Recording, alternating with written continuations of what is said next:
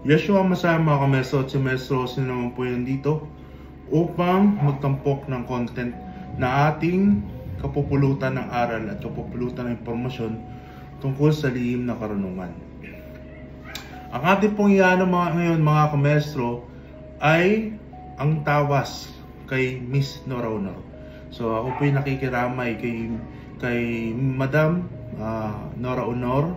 Nakikiramay po si Maestro Rosie. At ang gagawin po natin mga kamestro ay tatawasin natin kung meron bang spiritual related na nangyari sa kanyang ikinapanaw, no? Titingnan natin kung merong bahid ng spiritual o sadyang normal na sakit lang ang kanyang ikinamatay. So nandito po si Maestro Rosie upang tingnan kung meron talagang spiritual na kaugnayan tungkol sa kamatayan ni Nora Honor. So ganun ulit mga kamestro, 3 bond paper na malinis na papel at paulit-ulit ko po itong itatawas, no? At umpisahan na po natin ngayon. Ulit, dasalan ko na po ang mga papel. Diyos naman, nakastasa na mga po rin sa lahat ng mililang na nakatupa. Okay. At umpisahan na po natin mga kamestro. Tingnan natin kung meron na bahid ng spiritual sa kanyang pagkapanaw.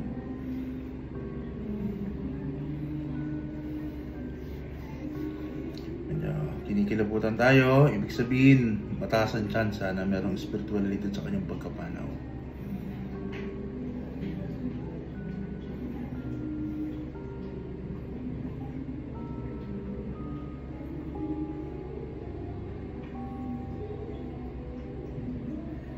Kita natin dito yan. Alright. Ayun. So kita agad. So kinikilabutan ako. So yung mga kamestro, para klaro, no, may nakikita akong muka na nakanganga, parang nag-iinkasyon ng dasal, ng orasyon. Guguhitin natin na para makita natin yung pinaka-itsura at imahe. Papakita ko po sa mga kamestro. Ito.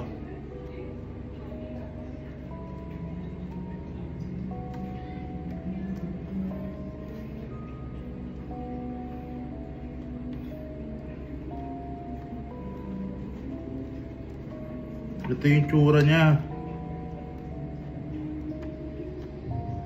Ito yung buhok.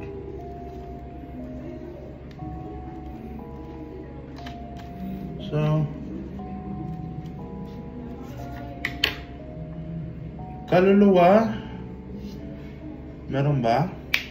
Check ko lang mga kamestro.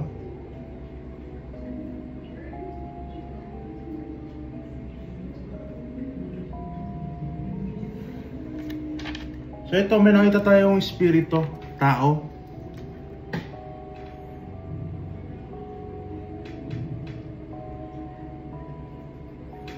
Okay, tao to, hindi to espiritu. Inaano ko, pinag-aaralan natin mga kamestro.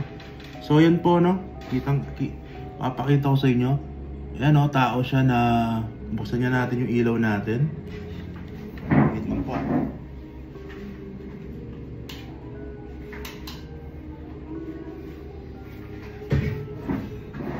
So ito po. So kikita nyo yan, no? May mata. May mata siya na nakabuka ang bibig. So it's a sign na merong spiritual related na nangyari, pero mas lamang po mga kamestro yung normal na sakit na pang doktor, hindi pang spiritual. Mahinang dasal to na hindi naka-epekto sa pagkamatay ni Nora Honor. So mahina lang to at hindi maapektuhan yung soul o spirit ni Nora Honor dito. Babae to na nag-oorasyon kay Nora Honor dati pa, nung buhay pa siya. At hindi naman to masyadong naka-apekto sa pagkamatay. Ang kinamatay talaga ni Nora Honor ay normal na sakit, walang spiritual related. Ulitin ko ulit, no? Tapos pangalawang tawas na natin mga kamestro.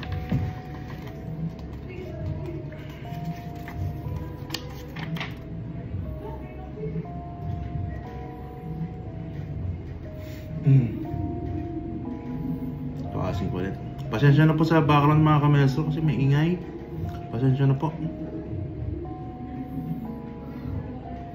May spiritual pero napakahina. Hindi maapekto yun sa pagkamatay. Normal na sakit talaga yung kinamatay ni Noronor.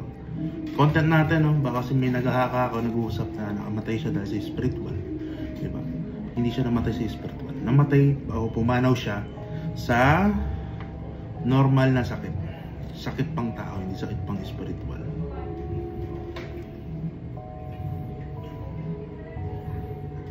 Baka may impormasyon pang ipakita sa atin sa tawas. Check natin.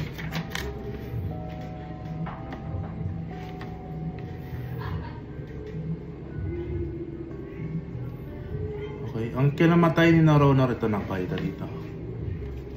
Multiple, may mga sakit siya sa mga organs. Marami siyang sakit sa katawan, si Noronor, na ikinamatay niya. Ito, kita natin dito. Yung katawan ni, ito yung katawan ni Noronor, pinakita. Okay, tao, yan. Ito yung katawan.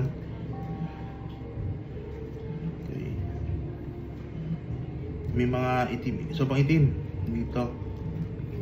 So multiple organs, so marami komplikasyon na hindi na talaga kayang buhayin, or panahon na talaga, kinuha na talaga ng Diyos ni Lord si Miss Noronor.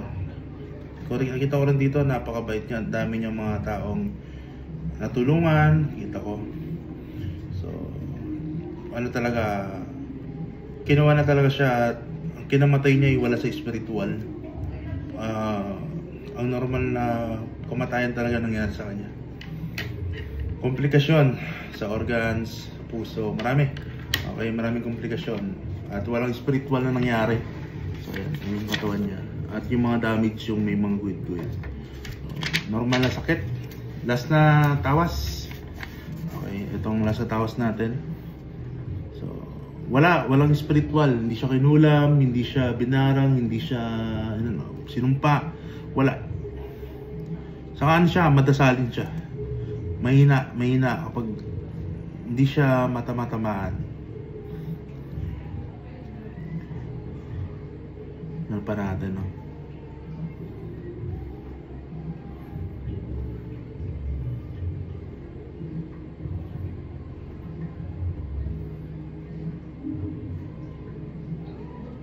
Normal na sakit ang ikinamatay ni Miss Noronor, ang kanyang ikinapanaw, hindi spiritual.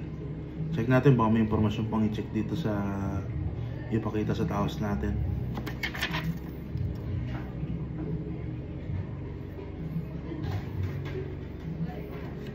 Ito ko lang to. Guardian angel niya ata ito, no? Ito, may mga anghel. Anghel to, tatlo. Kasama niya ngayon at nasa yung soul niya ay nasa ng paalala or naglalakbay ngayon si Noronor, yung soul niya. Kasama niya yung guardian angel niya o gabay spiritual niya. Yan, mga gabay niya yan, mga malalakas niyang gabay, mga anghel sa langit to. So, yan, kita. Binilugan ko na ng normal. Tatlo yung guardian angel niya. Yun. At ito, naglalakbay siya at payapa ang pagkapanaw niya. At nakita ko lang dito, marami nagluluksa talaga kasi marami nagmamahal kay Miss Noronor talaga. Ito yung mga tao, bilugan ko. Kita sa tawas. At paalala guys, normal na sakit ang kinamatay niya, hindi spiritual. Yung mga tao sa ilalim, may yung mga tagahanga, ay yung mga nagmamahal sa kanya, mga kapamilya niya, kamag-anak, kaibigan, okay, mga nakasama na loob niya, nagluluksa ngayon.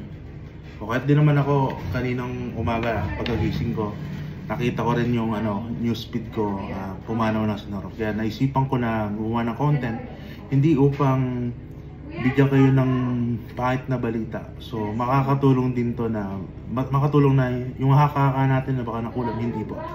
Normal na sakit po yung kinamatay talaga ni Noronor. Alright mga kamestro, maraming salamat po sa mga tumangkilik ng online tawas vlog natin.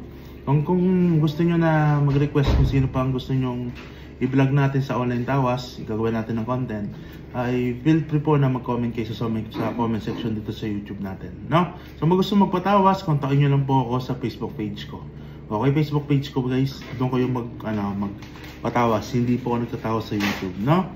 Maraming salamat mga kamestro, yung pong impormasyon na may bibigay ko sa inyo. Sana nakatulong po sa atin at nagkaroon tayo ng malinis na pag-iisip at hindi haka-haka, no? Normal po na sakit ang kanamatay ni Loro Honor, hindi po spiritual. Maraming salamat po mga kamestro, hanggang sa muli, paalam. Box.